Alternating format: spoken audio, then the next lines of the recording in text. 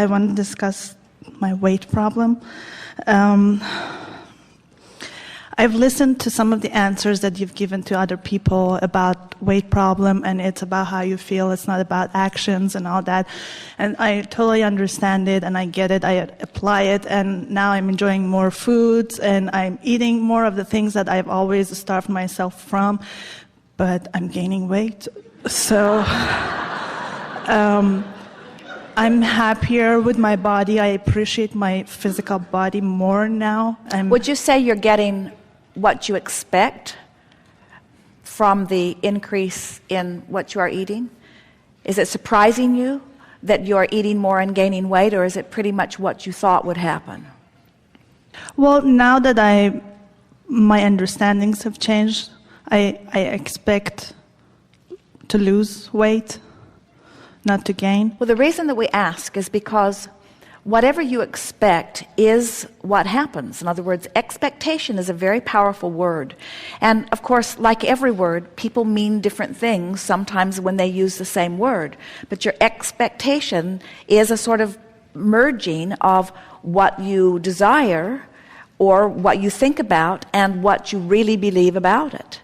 So it was actually a trick question in that, are you getting what you expect? Because the answer to that is always yes. It's not possible to ever get something outside of your expectation. So the key to getting something different is to think about what it is you're wanting and think about what you're getting and try to spend a little more time thinking about what you want and a little less time about what is.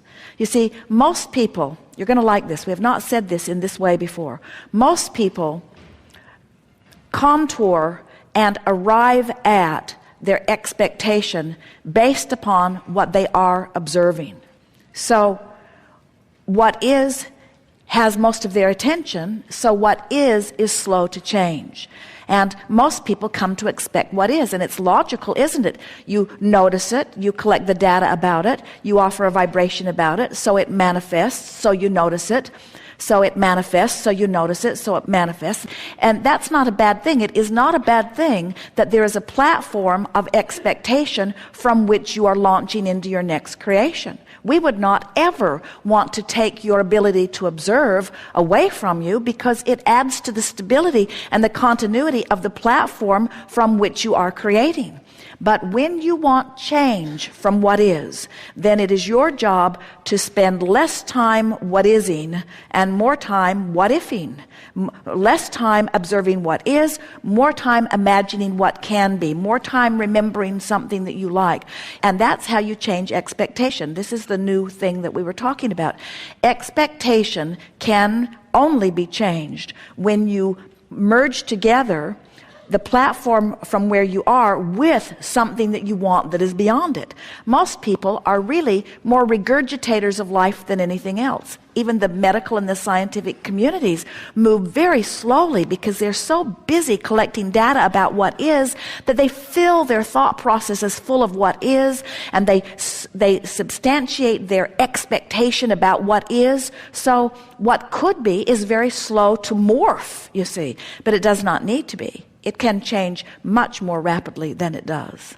So really the answer is think more about where you're going and less about where you are. That really is. Spend more time noticing what is. Get inside your head. Get in your imagination. Step back from the details of where you are.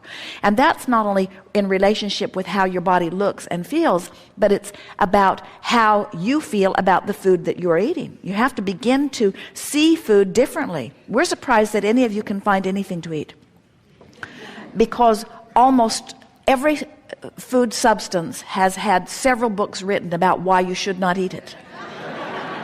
So much so that most people who are planning for food, sitting in front of food, shopping for food, choosing the restaurant, looking at the menu, watching others eat or eating themselves, almost everybody who is in the attitude of a relationship with food in any way is in a sort of state of semi to tremendous trauma. And so the answer is to spend at least as much time thinking about the food that you're going to eat as you do actually eating the food. And during the time that you're thinking about the food that you're going to eat, work on imagining it to be as you want it to be in relationship to your body, so that you just gently morph your expectation into a new place. Let's say that you're getting ready, you're going to go have a nice meal somewhere tonight with someone. And you know that you'll be in the restaurant for an hour or two, or maybe longer. And so, in anticipation of going there, imagine how you will feel while you are there. Imagine feeling satisfied at the place you've chosen to be. Imagine feeling satisfied at the wonderful people who have culminated to prepare your food and serve it to you.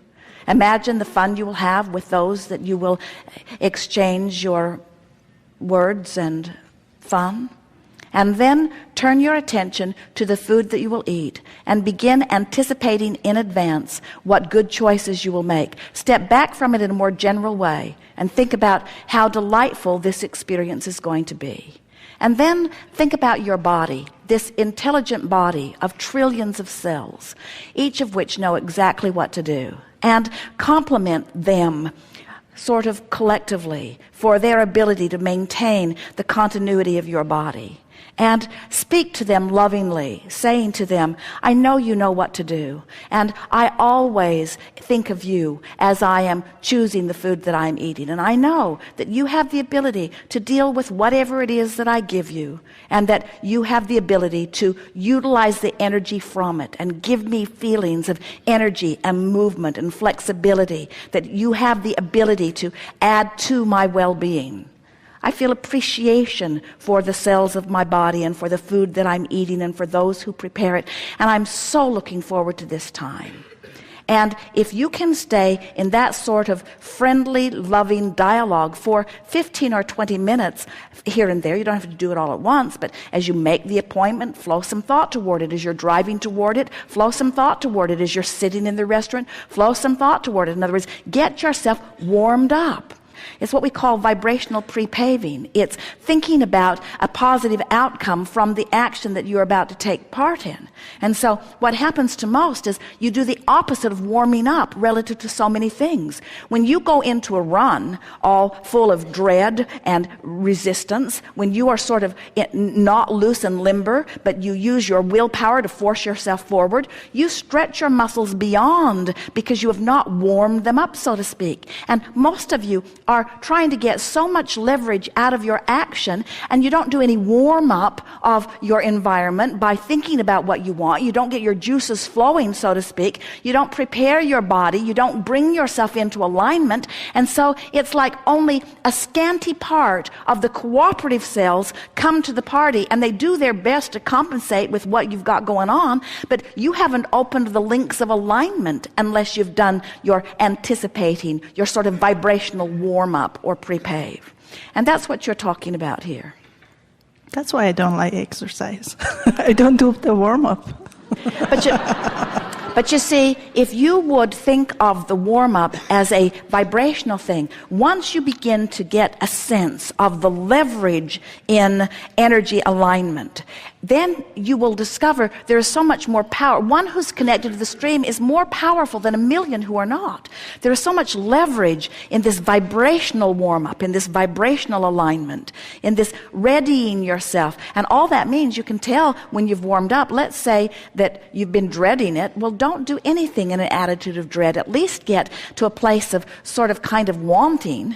In other words, bring yourself at least into hoping or some semblance of positive expectation before you proceed forward. So it's a vibrational warm-up that you're doing. And you have to know, as you look around at the variety of experiences that people are having in relationships to their bodies and food and movement, you just have to know there's much more to it than just food in, food out, or action that is causing an expenditure of energy. It's about this vibrational alignment. And so when you say, I'm feeling good, I'm feeling happier about food, I'm eating more of what I'm wanting, we would say that's that emotional warm-up. But then you say, but I'm gaining weight. So the emotional journey that we're talking about is, if you will let your gauge not be the scale for a while, not be the physical results for a while, but let your gauge be your mood or your attitude, and you can maintain that for a little while, you'll begin to notice that once you get through that warm-up time, that your body will start to come into vibrational alignment with your improving expectation, until you can literally become one of those people who can say what you want and have it be by the power of your expectation, regardless of the physical behavior or action that is surrounding the situation. It is not necessary that you alter your behavior. It is necessary that you alter your thoughts regarding your behavior. And when you do, all things are possible. Truly they are. Okay, that's what I want to hear. Yeah. Be easy with it. Make food your friend. But you see, here's the thing. So let's talk just a little bit about the difference between downstream and upstream. So you tell us if these statements that we're about to give you feel downstream or upstream. And we're going to extract them from you, so we'll contour them to how you're feeling about all of this.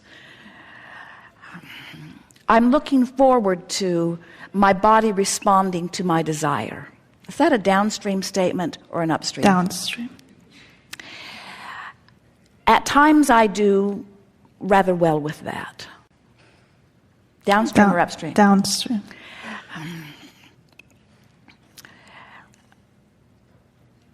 If I really had a handle on this, however, I don't think I would be gaining weight. Is that downstream or upstream? Upstream. Had a little resistance in it, didn't it? It's all right that I'm not getting the immediate manifestation that I seek while I'm finding my vibrational balance. Is that downstream or upstream? I do believe that my body does respond to my thoughts. Downstream or upstream? And I recognize I have a variety of thoughts, but I'm doing better and better at getting them in the direction that pleases me. Downstream or upstream? So now, as we played this game, it was pretty easy to feel which thoughts were helpful, or at least which thoughts were downstream, and which thoughts were upstream.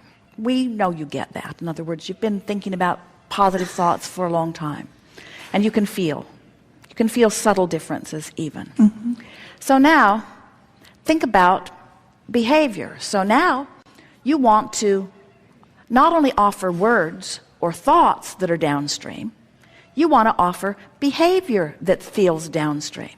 So now you're thinking about eating something that you haven't been eating for a long time because you believe that it is not in alignment with the shrinking results that you're reaching for. And now you're getting ready to dive into it. You've decided to just push through and take the action anyway. Is that a downstream action or an upstream action? Upstream. It is, isn't it? In other words, we're not saying to you to stop paying attention to your behavior, because your behavior compounds whatever it is you've got going on vibrationally. We're suggesting that when you warm up with your thoughts and words, that then the behavior is easier to fall into alignment with too, you see, until you can reach the place where you can feel it and really mean it, that diving into that really feels downstream instead of upstream. So the rule of thumb that we would use is don't take action until you've lined up the energy first. And that's what we mean by spend at least as much time in warming up emotionally, vibrationally, as you do actually participating in the event of partaking of food. And as you begin doing that, you'll get your warm-up done, you'll get your energy lined up, you'll be flowing downstream. And when you're flowing downstream vibrationally, the behavior that used to feel upstream will stop feeling so upstream. And when the behavior that used to feel upstream feels downstream, now the whole of you is in alignment, and that's what that good, flowing, fast-moving metabolism is about. In other words, contradictory, I want it, but I want it, but I want it, but, is a body that isn't functioning in the way you really want it to be. But when you've lined up and lined up and lined up and lined up, now the behavior that you're inspired to won't be behavior of deprivation. It will be different behavior because the stream is flowing in a more powerful, less resistant way. Best description we've ever given about that. It is. It is the best. Thank you very much.